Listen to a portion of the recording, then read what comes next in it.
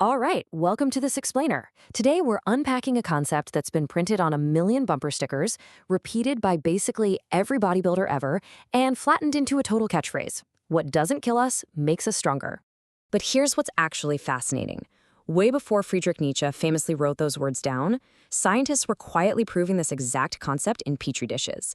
They were seeing that certain stressors, if the conditions were right, didn't actually destroy a system. They upgraded it. So the core objective we're tackling in this explainer is a massive, global question. Does what doesn't kill you apply to massive, multi-billion-dollar health networks? Like, can we take this unbelievable biological rule, literally scale it up, and use it to design resilient, living global health systems that actually learn from a pandemic instead of just barely surviving one? Here is our roadmap to figure that out. We're going to start with 1, the paradox of poison. Scale things up in 2, from cells to systems, look at real-world examples in 3, Africa's unintentional resilience, map out 4, designing the hormetic system, and finally 5, returning to the cave. Let's scale up biology to solve one of our biggest global challenges. Okay, Section 1, the paradox of poison. The dose makes the medicine. Let's take a quick trip back to 1888. A German pharmacologist named Hugo Schultz was studying yeast. He was testing different disinfectants, completely expecting them to wipe the yeast out. But he discovered something super bizarre. Trace amounts of lethal poisons like mercury and iodine actually made the yeast grow faster. That weird little observation laid the groundwork for hormesis. It's a biological phenomenon where a low-dose stressor improves a system, making it far more capable and adaptive. Think about familiar stressors in your own life, right? A heavy sprint literally tears your muscle fibers and floods your tissue with lactic acid. A vaccine introduces a controlled pathogen signal to your immune system.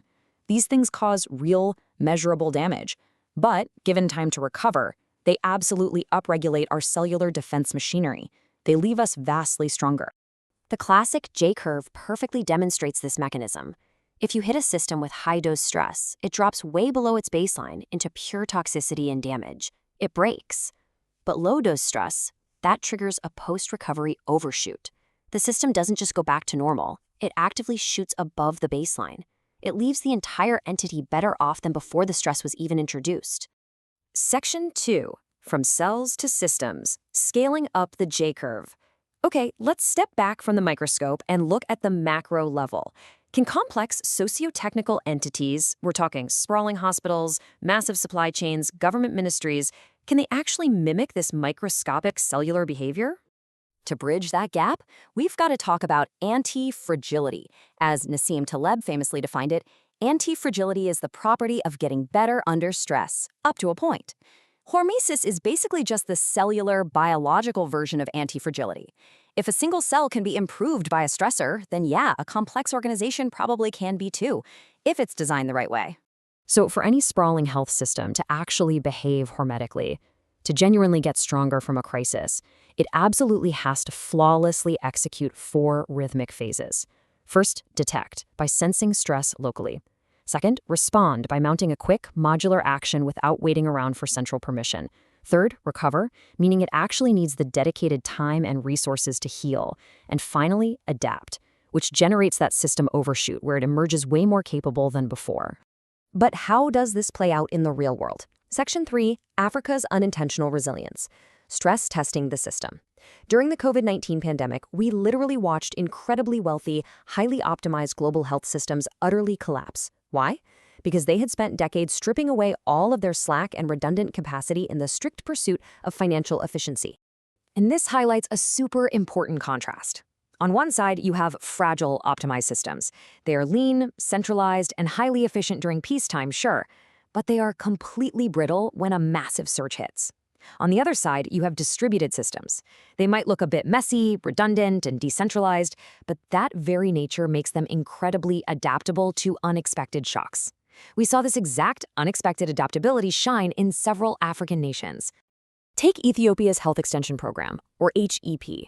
Back in 2003, they deliberately deployed around 30,000 workers across vast rural areas. And over the next 2 decades, this network faced a series of manageable shocks, recurrent outbreaks of cholera, localized droughts, displacement. Without even trying to, they built a deeply embedded, distributed sensing substrate. So when the 2020 COVID-19 surge hit, they already had the exact decentralized infrastructure needed to rapidly handle contact tracing and risk communication. We see this same hormetic pattern in medicine distribution too. It usually starts with a persistent stressor, like chronic stockouts of essential medicines. In response to that, distributed private networks, like M-Pharma across West and East Africa, emerged to solve the problem. And finally, this highly adaptable capacity outlasts the initial shock. The difficult stressor literally forced the creation of a much stronger, more resilient distribution web. Now, to be completely clear, not all stress is beneficial.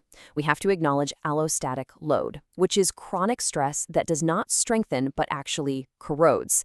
When health systems are facing chronic underfunding, broken tools, and wildly volatile global donor boom and bust cycles, the system drops way below that baseline we discussed earlier.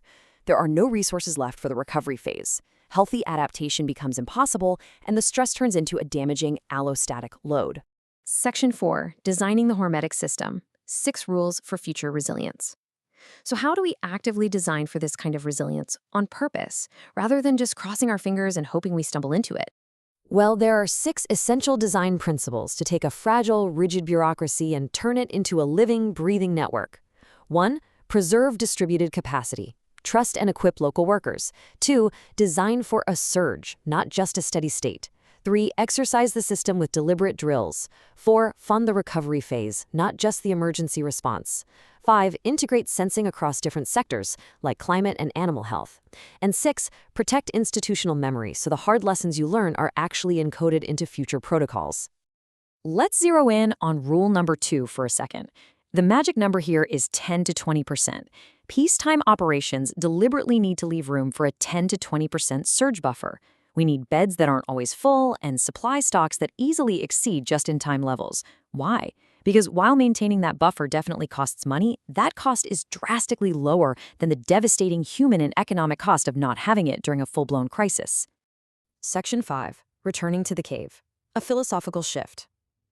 As we wrap up this explainer, let's zoom way out to a profound philosophical comparison regarding how we view global shocks altogether.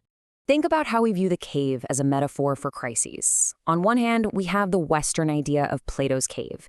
It's a place of dark illusion that you desperately try to escape from, just trying to get back to the normal light. But contrast that with the 17th century Ethiopian philosopher Zira Jacob's concept of the cave. For Jacob, a cave wasn't a trap to escape. It was a retreat. It was a dark place where one actually goes to think, to reason, and to build moral autonomy. And that brings us to the ultimate takeaway. Turn the shock into reasoning.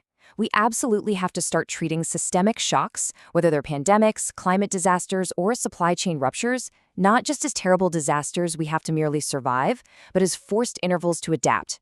If we design our systems correctly, we can walk out of the dark cave a little more capable and a lot more sighted than when we walked in. Which leaves me with a final, provocative question for you. How are you going to design the systems in your own life to metabolize the inevitable shocks of the future? Seriously, think about the organizations you work for, the communities you're a part of, or even your own personal routines. Are you running so efficiently that a single stressor is going to break you? Or are you building in the slack, the sensing, and the recovery time needed to let those inevitable shocks make you undeniably stronger? Think about that for a bit. And hey, thanks for joining me for this explainer.